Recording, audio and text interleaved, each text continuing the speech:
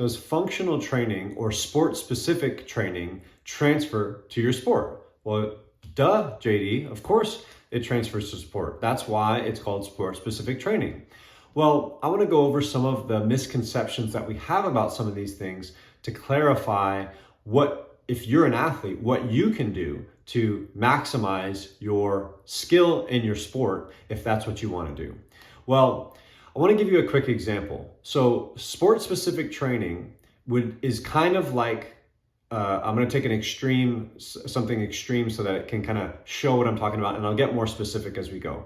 But it would be like me saying, well, I play golf, and golf is a twisting motion. And so I'm going to replicate that in the gym. I'm not going to practice my skill of doing the golf today. I'm going to go into the gym and I'm going to work out. And so I'm going to twist my body, but I'm going to swing a baseball bat because the baseball bat is heavier than the golf club that I use, let's just say. Or I'm going to swing a heavy golf club and I'm going to practice that, okay? Because it's working the muscles, but it's harder, but it works the same muscles.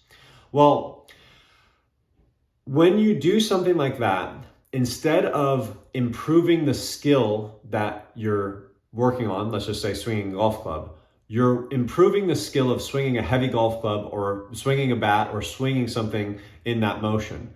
You're working the same muscles, but you're working on a different skill.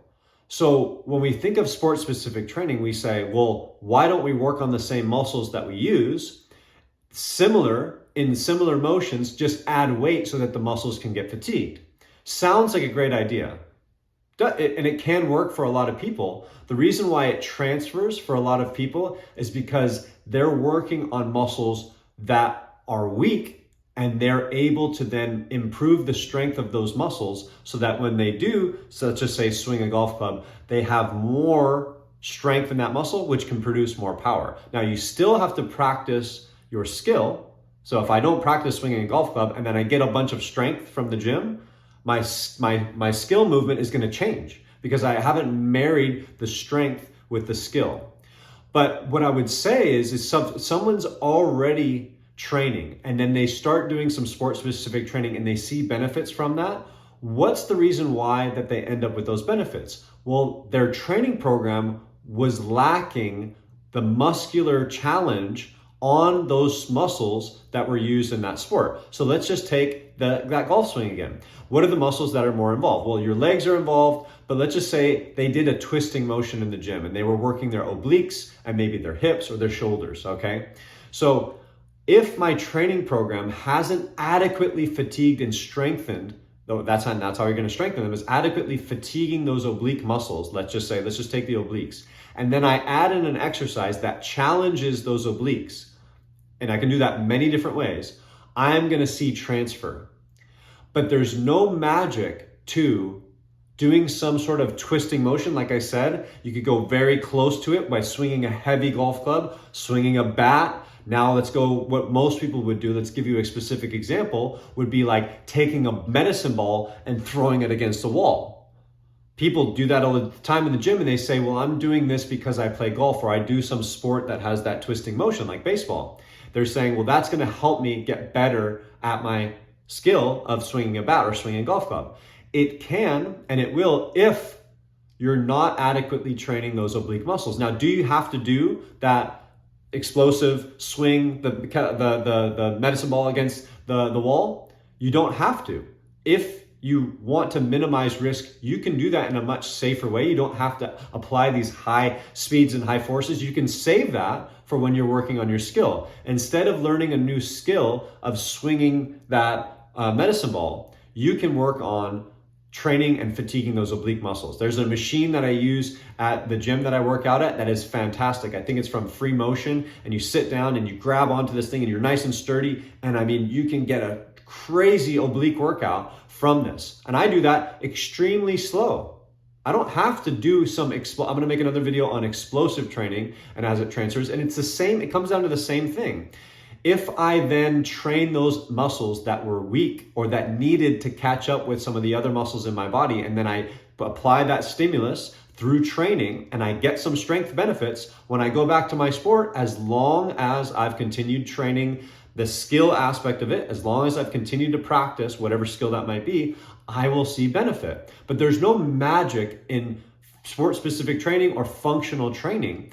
It's only if that exercise allowed you to work on a weakness. So if you're thinking that you have to I was guilty of this. I had to come up with all these exercises for every single sport and activity, and I had to make them these creative things. And you see all these things on YouTube and Instagram, and they have all these cool looking ideas, and they can work for people. But what I say, again, this is my philosophy on exercise because of my experience, but I really want to go into, again, the physiology, the physics of things, and minimize risk. That's what I want to do for my athletes. If I train an athlete, I want them to take their risk outside of the gym to their sport, not in the gym. I don't want to apply any more risk than we absolutely have to get the job done.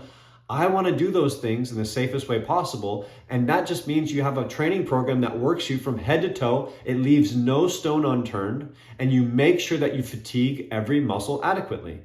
If you're not doing that, and then you add in some exercise that allows you to target that lagging muscle, let's just say in this case it was those obliques, any way you train it, it doesn't matter. If you train it dangerously, safely, fast, slow, doesn't matter. You will end up with benefit as long as you keep practicing your skill. So there's no magic to functional training or sport-specific training. It's just addressing some things that you might have weaknesses in. So in your training program, look at what muscles you're working. Some exercises, they train muscles more effectively than others. So you have to make sure that no stone is left unturned. Every muscle in the body is worked, because when you play golf, to swing again that example, you don't just use your obliques, you don't just use your hips, you don't just use your arms, you don't just use your shoulders, you don't just use your legs, don't just use your feet, you use your whole body. Every sport uses your whole body. So train your whole body and look at and find ways that can allow you to get the deepest, most meaningful sense of fatigue in those target muscle groups. You can do it safely, like how I would recommend. You don't have to do it safely if you don't want to. I would recommend that so that you can save the risk for your sport. But again, to each their own.